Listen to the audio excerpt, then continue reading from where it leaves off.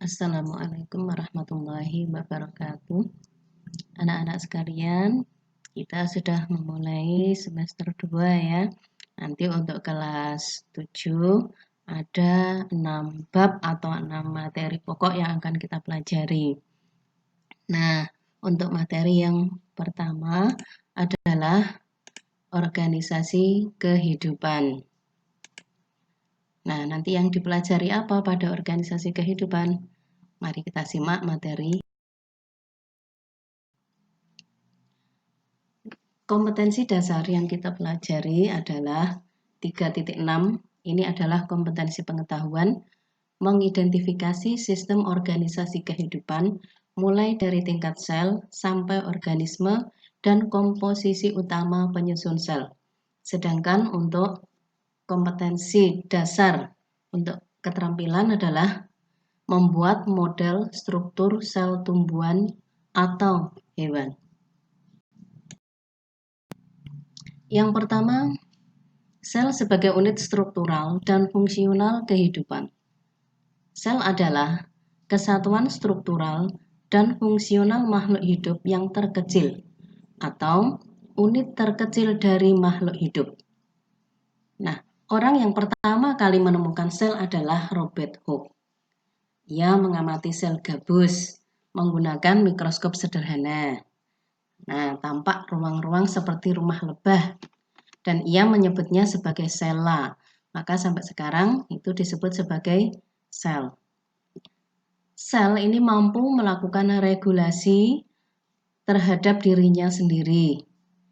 Kemudian memproses energi, dapat tumbuh dan berkembang, tanggap terhadap lingkungan, serta melakukan reproduksi atau perkembangbiakan untuk melestarikan jenisnya.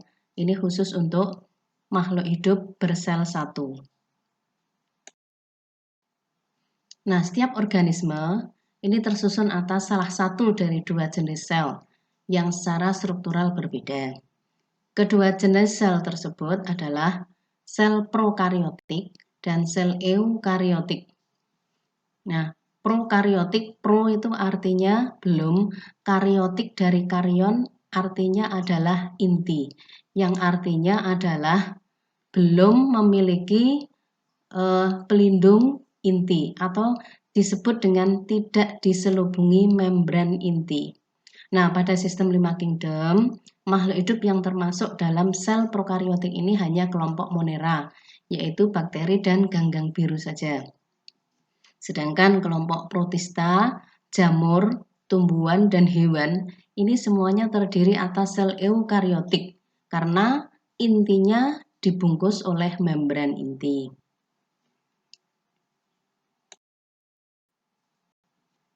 Nah, ini adalah gambar dari sel hewan dan sel tumbuhan. Nah, ini apa perbedaannya? Nah, nanti kita lihat dalam tabel ya perbedaannya apa. Tapi kalau dilihat dari bentuknya, tentunya kalian sudah bisa menebak. Nah, mari kita lihat masing-masing bagiannya. Pada sel hewan dan sel tumbuhan ini terdapat membran sel. Membran itu artinya selaput atau pembungkus luar, ya. Ini membran sel pada sel tumbuhan. Fungsinya adalah untuk melindungi sel, tetapi juga untuk keluar masuknya zat dari luar dan dari dalam sel, keluar masuknya zat. Kemudian ini pada sel tumbuhan terdapat dinding sel, sedangkan pada sel hewan tidak ada. Ya. Apa fungsi dari dinding sel? Ini adalah bagian sel tumbuhan yang paling luar, sifatnya kaku, dan ini berfungsi untuk melindungi sel tumbuhan, juga untuk mempertahankan bentuk sel sehingga bentuk sel tumbuhan selalu tetap. Kemudian yang kedua, bagian dalamnya adalah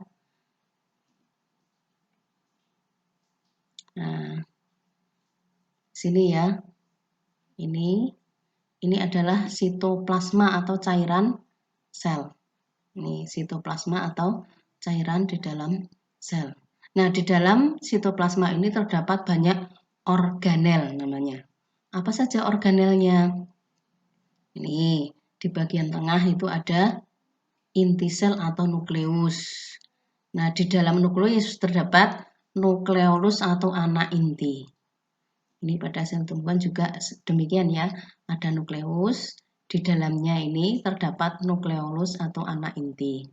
Fungsi dari nukleus atau inti sel ini adalah untuk mengatur seluruh kegiatan sel. Kemudian di sekitar atau di sekeliling dari inti sel ini terdapat retikulum endoplasma.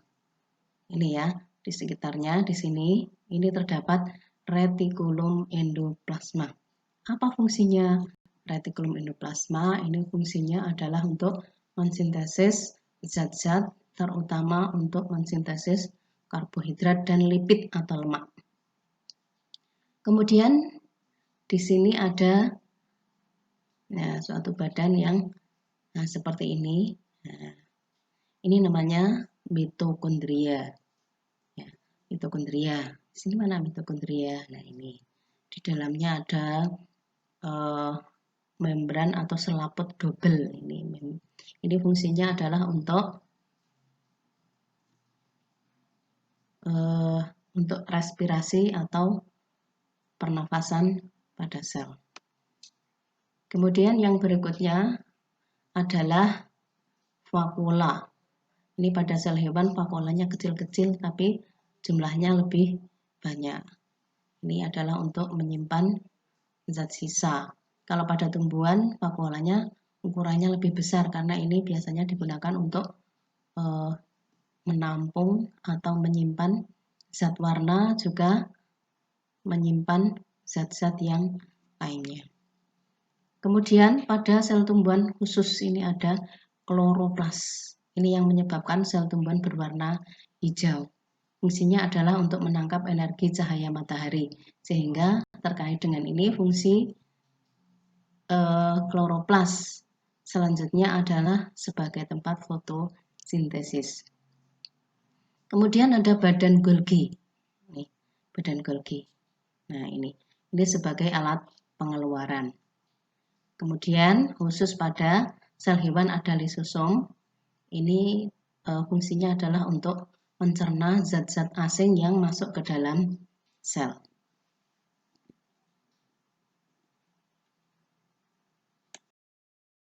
Nah, ini bagian sel dengan fungsinya yang tadi sudah saya sebutkan. Membran sel itu bagian sel yang paling luar tadi untuk mengatur keluar masuknya zat. Kemudian sitoplasma atau cairan sel, fungsinya sebagai tempat berlangsungnya kegiatan sel. Kemudian inti sel atau nukleus sebagai pusat pengatur seluruh kegiatan sel. Kemudian dinding sel khusus pada sel tumbuhan, fungsinya untuk melindungi sel juga memberi bentuk pada sel tumbuhan. Organel-organel yang terdapat di dalam sitoplasma dengan fungsinya tadi juga sudah kita sebutkan ya. Plastida atau kloroplas yang tadi warnanya hijau pada sel tumbuhan menangkap energi cahaya matahari. Jadi ini berperan pada proses fotosintesis. Kemudian mitokondria sebagai tempat respirasi atau pernapasan sel. Yang ketiga ribosom ya. Ribosom ini untuk membentuk atau mensintesis protein. Kemudian retikulum endoplasma fungsinya untuk mensekresi protein. Kemudian badan Golgi atau aparatus Golgi ini sebagai alat pengeluaran. Yang keenam vakula untuk tempat menampung hasil metabolisme. Kalau pada tumbuhan salah satunya juga untuk menyimpan zat warna. Kemudian lisosom pada sel hewan ini untuk mencerna zat asing yang masuk ke dalam sel. Nah, perbedaan sel tumbuhan dengan sel hewan tentunya kita bisa menyebutkan tadi dari yang sudah saya jelaskan di depan. Ya, yang pertama dinding sel. Ini hanya terdapat pada sel tumbuhan saja, sedangkan pada sel hewan tidak. Ini terkait dengan fungsi dari dinding sel ya, untuk memberikan bentuk sel sehingga bentuknya selalu tetap. Kemudian plastida, ini hanya terdapat pada sel tumbuhan. Fungsinya untuk apa? Tadi kalau kloroplas fungsinya untuk tempat fotosintesis. Kemudian sentriol. Ini berfungsi pada proses pembelahan sel. Pada sel tumbuhan tidak jelas, sedangkan pada sel hewan nampak jelas. Kemudian lisosom ini hanya terdapat pada sel hewan saja. Fungsinya apa tadi? Untuk mencerna zat-zat asing yang masuk. Kemudian vakuola, tadi kita juga sudah melihat ya, pada sel tumbuhan ukurannya besar dan jumlahnya sedikit. Oh, ini harusnya jumlahnya sedikit ya.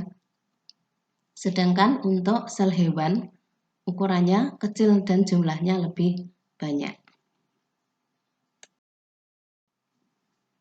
Kemudian yang B, jaringan-jaringan pada hewan dan tumbuhan. Nah, sekumpulan sel yang mempunyai bentuk dan fungsi yang sama ini disebut sebagai jaringan.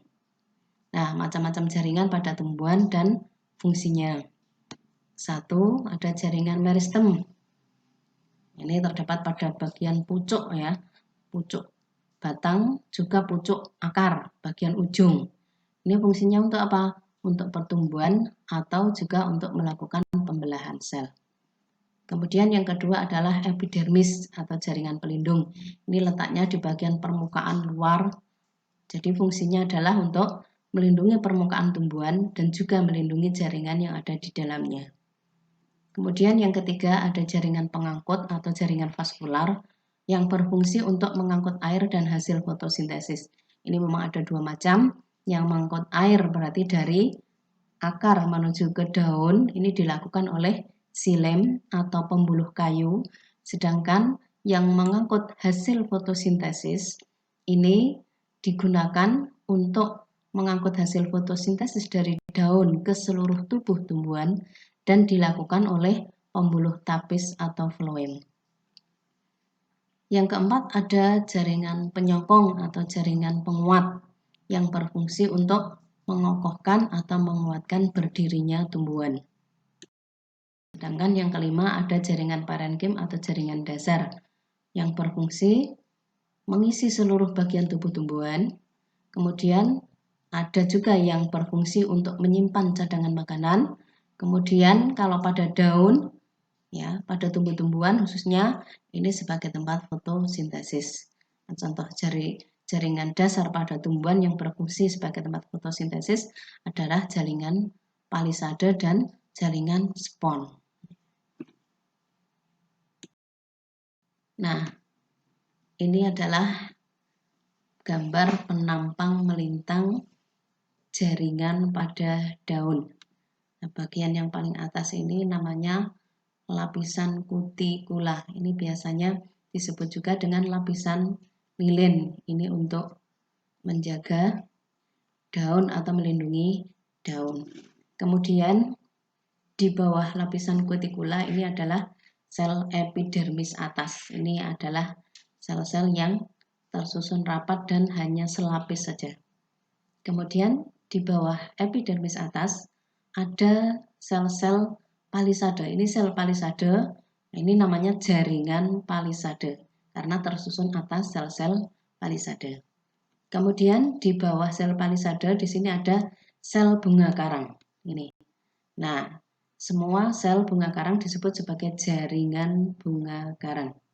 Nah, kedua jaringan ini yaitu jaringan palisade atau jaringan tiang dan jaringan bunga karang atau jaringan spon ini disebut sebagai jaringan mesofil. Meso artinya tengah. Ini berarti letak jaringan kedua jaringan ini ada di tengah-tengah daun. Kemudian di sini ada jaringan pembuluh pengangkut yang terdiri dari xilem atau pembuluh kayu yang mengangkut air dari bagian akar menuju ke daun. Kemudian yang ada di tengah di sini ada floem atau pembuluh tapis yang nanti akan mengangkut hasil fotosintesis dari daun ini ke seluruh tubuh tumbuhan. Nah, jaringan pengangkutan ini terdapat pada urat-urat atau tulang daun. Kemudian di bawahnya di sini ada jaringan epidermis bagian bawah. Nah, pada jaringan epidermis bawah ini terdapat stomata atau mulut daun. Ini bagian epidermis bawah yang terbuka, bisa terbuka dan tertutup karena di sini ada 2 sel penjaga yang bisa mengembang dan juga mengepis atau berkurang kadar airnya sehingga dapat membuka dan menutup. Nah, kemudian di antara sel-sel bunga karang di sini ya, ini terdapat rongga-rongga atau ruang-ruang udara. Berikutnya adalah jaringan pada batang ya. Jaringan pada batang di sini digambarkan ada 2 macam, yaitu batang tanaman dikotil, sedangkan yang ini adalah batang tanaman monokotil. Nah, pada batang tanaman dikotil, ini bagian tengah-tengah, ini disebut sebagai jaringan parenkim pempulur. Sedangkan ini pada batang monokotil, ini disebut dengan jaringan parenkim. Bagian yang paling luar sekali, nah, ini adalah epidermis. Fungsinya untuk apa? Melindungi jaringan yang ada di dalamnya. Kemudian di bagian bawah dari epidermis ini ada jaringan parenkim cortex. Ini pada tumbuhan dikotil. Kemudian di sini ada berkas-berkas pengangkut yang tersusun melingkar. Ini teratur. Ini pada batang monokotil. Nah, di dalam berkas pengangkutan ini terdapat apa saja? Floem di bagian luar, kemudian xilem di bagian dalam, dan ini kambium di bagian tengah-tengah. Kambium ini ke arah dalam membentuk xilem, ke arah luar akan membentuk floem. Floem fungsinya untuk mengangkut hasil fotosintesis, sedangkan xilem untuk mengangkut air dan mineral dari akar menuju daun. Pada batang monokotil ini tampak sekali bahwa berkas-berkas pembuluh pengangkutan ini letaknya tersebar, ya, tersebar pada bagian batang. Sedangkan pada dikotil letak dari berkas pembuluh pengangkutan ini terbentuk dalam suatu lingkaran atau tersusun konsentris. Adalah jaringan pada akar. Ya, ini gambar dari akar pada tanaman monokotil, misalnya pada bawang. Ya, akar bawang ya, ini terdiri dari bagian paling luar ini epidermis. Ya, epidermis ini akan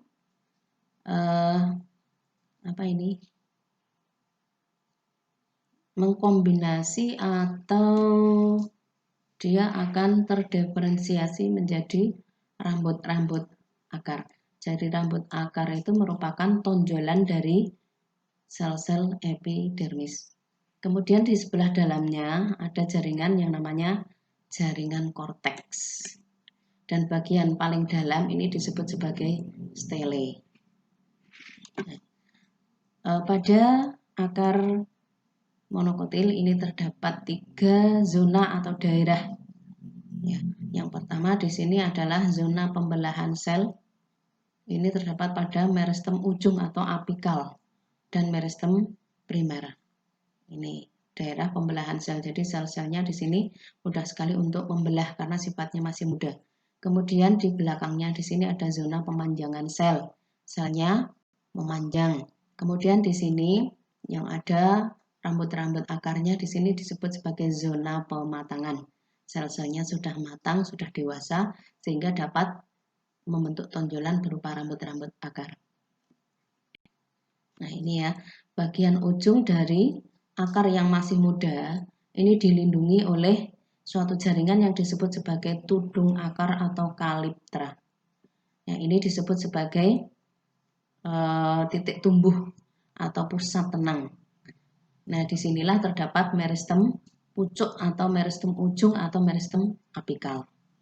Nah, di bagian sini ya, di bagian ujung dari zona pembelahan, di sini ada prokambium. Ini kemudian ada meristem dasar dan juga ada protoderm. Ini tiga-tiganya adalah merupakan meristem primer pada tanaman monokotil, pada akar monokotil. Kemudian ini adalah penampang akar dikotil. Ya, pada akar dikotil bagian luarnya sama tersusun dari epidermis untuk melindungi jaringan di dalamnya. Di bagian tengah ada korteks, kemudian ada endodermis. Ya. Kemudian di sini ada pembuluh pengangkutan, berkas pembuluh pengangkutan yang terdiri dari floem dan xilem. Nah, kemudian ini juga pada akar dikutil ada beberapa daerah atau zona. Ya. Bagian ujung ini adalah tudung akar untuk melindungi ujung akar yang masih muda untuk menembus tanah. Kemudian bagian meristematis, di sini ada jaringan meristem, di sini ada daerah pembelahan sel. Di sini adalah bagian perpanjangan, sel-selnya memperpanjang atau memanjang. Kemudian di sini bagian yang terdiferensiasi. Di sini ada rambut-rambut akar. Nah, ini ya. Ini sel-sel epidermis. Di sini ada tonjolan sel epidermis namanya bulu akar. Kemudian air akan masuk ke sini ya, secara lateral, kemudian melalui endodermis masuk ke dalam pusat akar. Kemudian nanti menuju ke xilem dan akan dibawa menuju ke daun. Kemudian macam-macam jaringan pada hewan dan fungsinya. Yang pertama ada jaringan epitel. Ini biasanya juga melapisi bagian luar organ, ya, sehingga fungsinya untuk melindungi jaringan di bawahnya. Kemudian ada jaringan tulang. Tulang ini fungsinya sebagai alat gerak pasif, juga untuk memberikan kekuatan dan perlindungan pada bagian-bagian tubuh yang lemah. Misalnya di bagian dada ada tulang dada dan tulang iga, ya, atau tulang rusuk yang berfungsi untuk melindungi organ-organ dalam yang penting seperti jantung dan paru-paru. Kemudian jaringan otot yang berfungsi sebagai alat gerak aktif juga membentuk organ tubuh kita. Contohnya ya daging ya. Daging tubuh kita itu merupakan kumpulan dari otot ini. Kemudian yang keempat adalah jaringan darah. Apa fungsi dari jaringan darah? Untuk mengangkut zat makanan, mengangkut hormon, juga mengangkut gas-gas pernapasan. Satu lagi apa? Fungsi dari darah? Mengangkut oksigen, juga karbon dioksida. Kemudian yang kelima adalah jaringan saraf. Fungsinya adalah untuk menghantarkan impuls atau pesan rangsangan.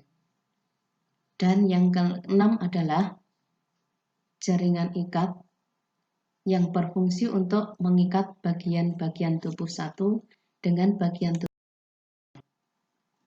Nah, itu saja ya anak-anak yang perlu kita pelajari. Ada 2 materi pokok pada bab organisasi kehidupan, yaitu tentang sel dan jaringan atau kumpulan sel-sel. Nah, untuk tugas pertama, tugas keterampilannya adalah gambarlah sel hewan atau sel tumbuhan, salah satu saja, di kertas gambar. Jadi di buku gambar itu ya, ukuran folio berarti tidak usah yang besar-besar. Lengkap dengan keterangan bagian-bagiannya, kemudian diwarnai sesuai dengan bagiannya. Jadi kalian menggambar sel hewan saja atau sel tumbuhan saja. Sekian ya anak-anak, silahkan tugas ini dikerjakan dengan sebaik-baiknya dan semoga sukses. Assalamualaikum warahmatullahi wabarakatuh.